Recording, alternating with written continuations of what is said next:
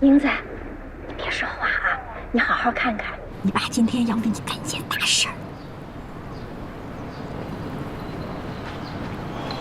哦，摄像机准备好了吗？准备好了，罗教授，全程录像。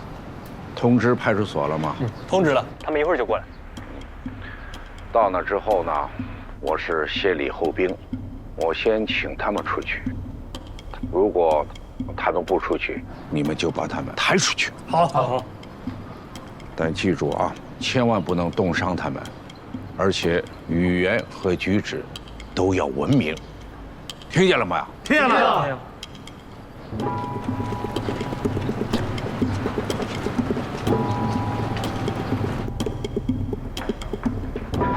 谁呀？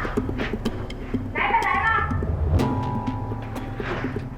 哎，亲家，快进来！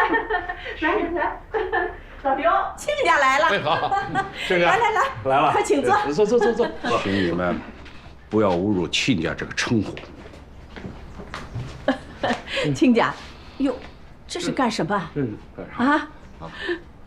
刘一丁先生，岳秀琴女士，啊，鉴于你们一家对我女儿的恶劣行径，现在我要收回这所房子的使用权，请你们即刻搬出我的房子。哎，这讲不讲理了啊？我说亲家，是你女儿把我们在京北的房子给卖了，我们没办法才住到这儿来，对不对？你和我女儿的纠纷，这我知道，今天不说，你们自己去处理。这个房子的所有权是我的，请你们即刻搬出去。去，哪有这个道理？这，我是亲家，啊不，罗教授，我们是多年的朋友了，对吧？即使让我们搬，是不是也应该给我们点时间呀？就是，我一天都不想等了，请你们即刻搬出去。没门儿啊！你让住就住，你让搬就搬，凭什么啊？我就不搬！你把我抬出去吧，我就不搬。怎么着，亲家母？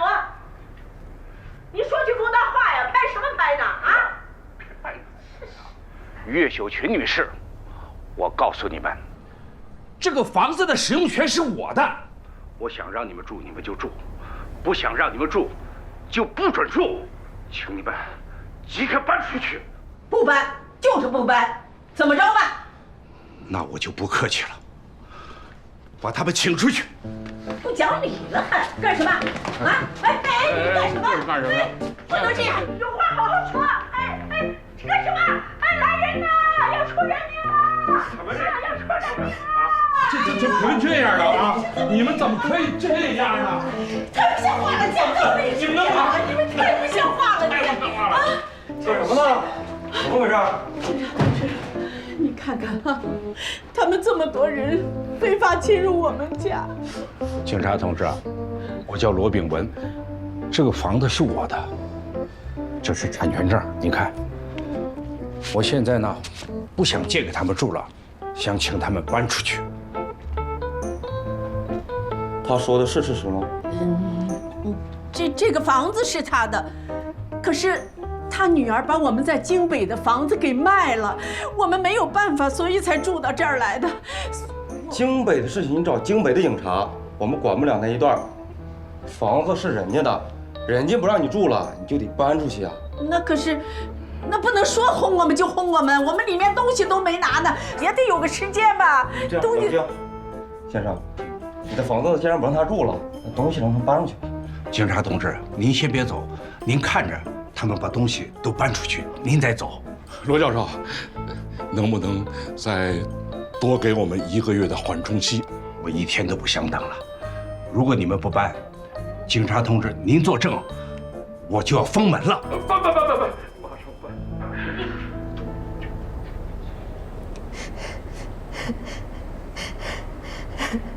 今天谢谢你们了，回去吃午饭吧。哎，中午加一个菜，用我的卡。谢谢老师，走吧，那我吃饭去，走。师傅再见，师娘再见，再见，谢谢啊。师娘，我先上车等你们。哎，好。老罗，你快过来，你在拍什么呢？闺女一直看着你呢。哎呀，爸，英子，你身体好些了吗？我好多了，你看看。爸爸今天啊，把刘明的父母亲啊给请出去了。我找了8个学生，40的抬一个，给抬出去了。不啊，对，是9个，还有一个全程摄像啊。我怕他们以后啊会乱咬我们。我看见了，爸，我全看见了。爸，我打今儿起啊，我谁都不崇拜了，我就崇拜你。爸，我爱你。爸爸替英子出了一口恶气，爸爸要收回以前教育你的一句话。什么话？以德报怨。当然了，爸爸也不希望你睚眦必报。爸爸希望你啊，以直报怨，啊，用你的正直、勇敢，去对付那些无耻之徒。听见了吗？我记住了，爸。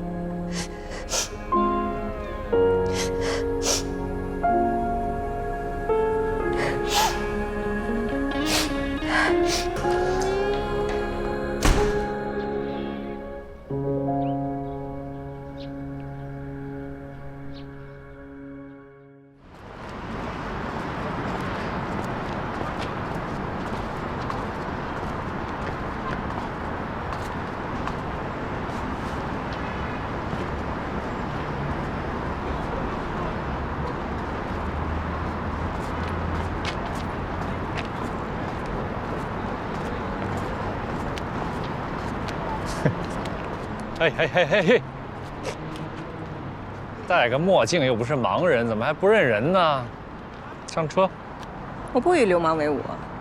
租一房子的事儿，你至不至于啊？咱们大家都是法律人，还不明白各为其主的道理啊？有事儿跟你聊，上车。开门。可以，当你靠垫都成。来。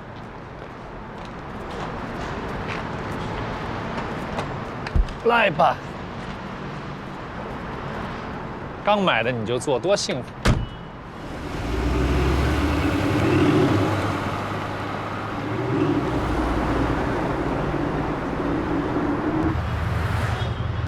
陈律师，各为其主是不错的，但出违法的主意，那就是缺了大德了。不解释。别那么冷淡，我给你讲个故事。听，这故事跟你有关系。跟我有关系。你的事儿能跟我有什么关系啊？你不会是又想着帮银行怎么害我的吧？被害妄想症晚期了，你没救了啊！开始了啊！有一个青年啊，年少丧父，自己的母亲呢是一个老师，从小吧就把他当五好学生一样去培养。这孩子也是争气，学习成绩特别好，为人谦逊。而且自我约束能力特别的强。这么说吧，看到前面的红灯了吧？估计他20岁之前都没闯过。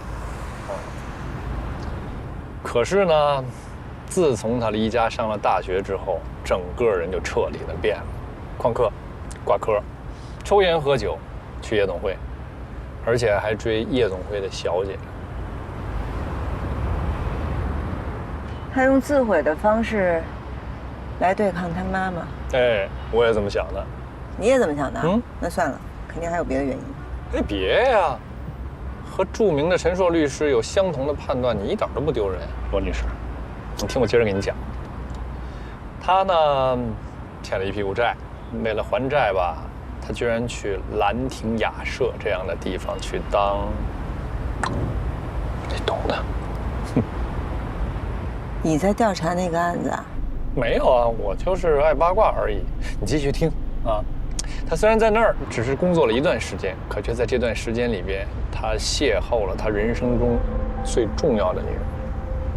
还认识了钱爱莲。是，而且他去钱爱莲打工的餐馆去打工去了。那肯定是追着钱爱莲去的。但如果他是你说的那个人的话，他怎么可能忍受去饭馆打工挣散银子呢？所以啊。那警察调查过他吗？我找我公安口的同学了解了一下，他们没给我明确的说辞。可是呢，我看了卷宗，卷宗上面写的是凶手是左撇子，但他不是。然后呢？然后就是我这人爱推理，我就想啊，这钱爱莲应该是一个郁郁寡欢的女孩，年少的时候因为哥嫂的关系没有继续读书，早早辍学，就跑到社会上来混，沦落风尘，肯定很压抑一个人啊。那她跟之前的这个男生，两个压抑的人在一个风月场所相遇之后，他们会发生怎样的故事呢？他们的情感又发展到了什么样的程度？这个极端的男人会不会吓到钱爱莲？而钱爱莲呢，她究竟怕的是哪个男人？而你跟我说这些是干什么的？那你觉得我跟你说这些是干什么？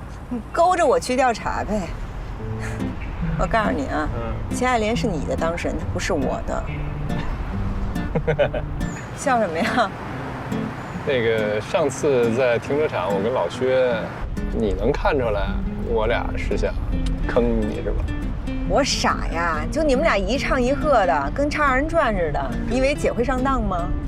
姐？什么姐呀？傻的姐吧？陈律师，请你放尊重一点啊。你刚才说的那些都是你调查来的？啊，要不然呢？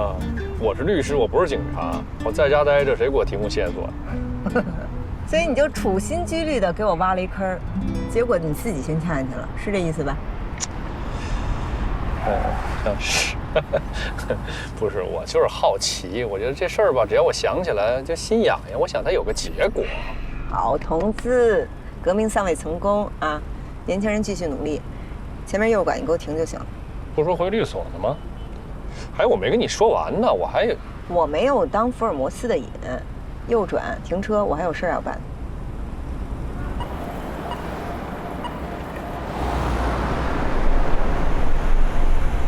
还要去哪儿送你们？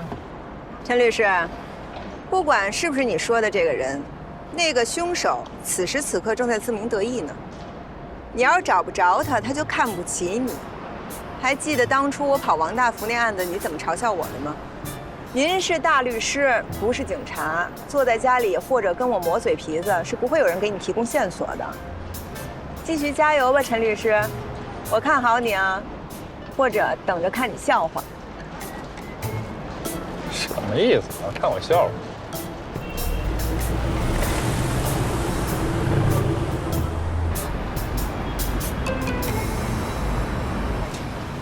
哎，我好，哎，拿着啊。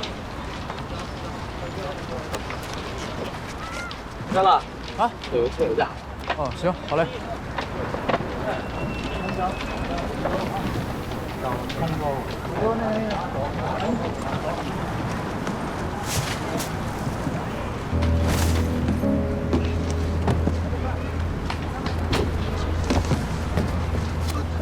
哎，慢点吴，东西摔坏要给人赔钱的，小心些啊。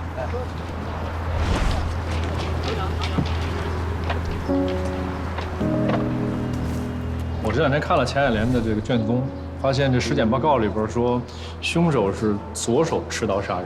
那现在既然排除了吴航的嫌疑，也就是说，他惯用右手。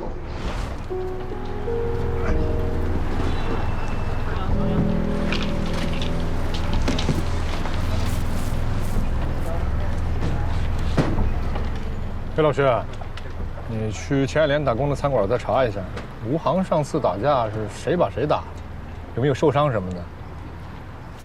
姐，今天下班挺早啊，路上不堵。饭好了，洗手吃饭。好。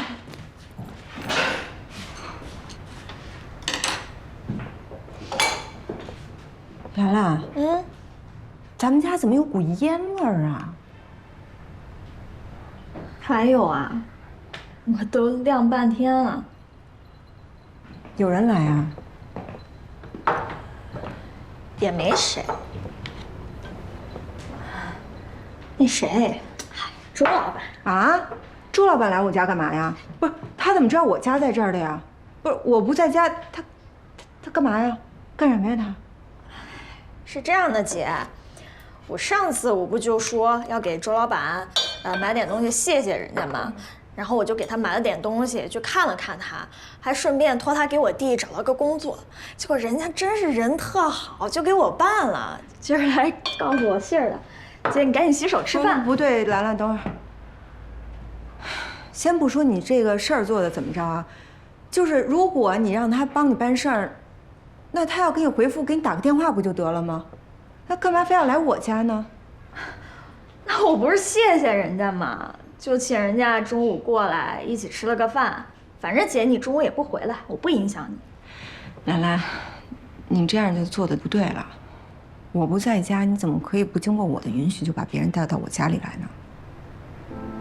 姐，不是你之前一直说谢谢周老板，感周老板的恩，那我请人家来吃饭，你还不愿意？两回事儿。我感谢周老板，并不代表着我要跟他建立紧密的关系，而且我跟他之间要保持什么分寸的关系，那是我和他的事儿。你在我家里，你不可以不经过我的允许把别人带到我的家里吃饭。我把姐姐当亲姐姐，姐你拿我当外人。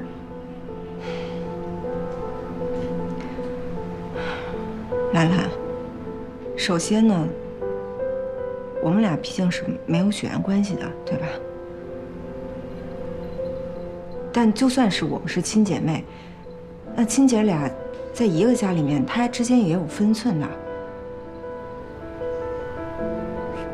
反正张若兰，这件事情我不希望在家里发生第二次。知道了。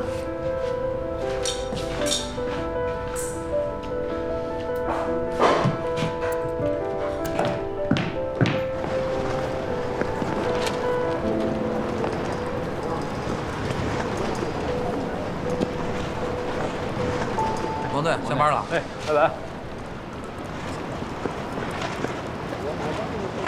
哎呦，陈大律师，你这是接我下班啊？臭美吧你！热心群众提供线索，你要不要？你说我。案发前1个月，吴航也在钱爱莲打工的餐馆打工。有一天晚上，一个客人喝大了，调戏了钱爱莲，这吴航就不干，俩人就干起来。当时餐馆老板呢肯定是说好了，不是人家吴航打客人，是客人用碎玻璃瓶割伤了吴航的手，人还跑了。老板挺差劲的，不想承担医药费。所以说是吴航打，才把人给开了。你们可以去医院查一下就诊记录，当时缝了10针，所以案发的时候，吴航的右手没好呢。我能做的就这么多啊！不在场证据那是警察的职责所在，上点心。你够执着的。那没办法，哥不想被人看笑话。案子破不了，我们才被人看笑话呢。行，走了啊。嗯。忘了，换车了，看理费没少挣。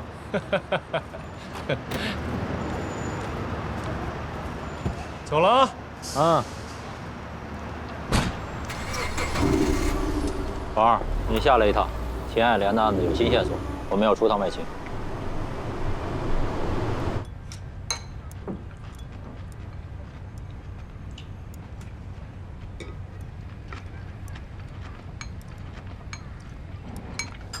兰兰，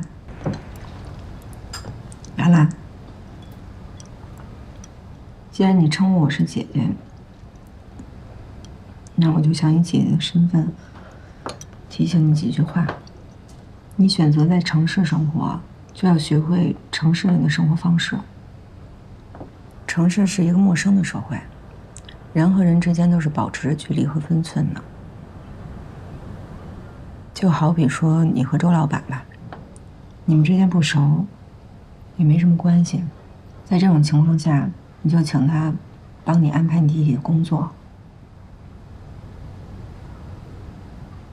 那我就想问，这么大一个人情，你将来打算怎么还呀？